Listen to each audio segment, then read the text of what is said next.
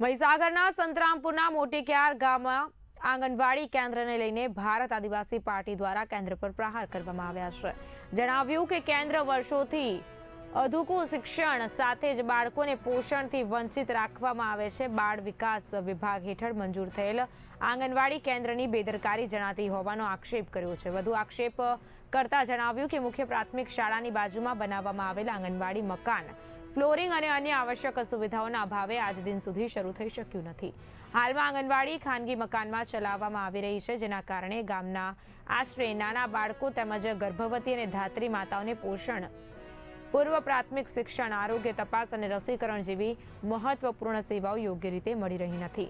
આ સમગ્ર મુદ્દે ભારત આદિવાસી પાર્ટી દ્વારા ઉચ્ચ કક્ષાએ રજૂઆત કરી તાત્કાલિક તપાસ અને બાંધકામ પૂર્ણ કરી કેન્દ્ર શરૂ કરવાની માંગ ઉઠાવવામાં આવી છે।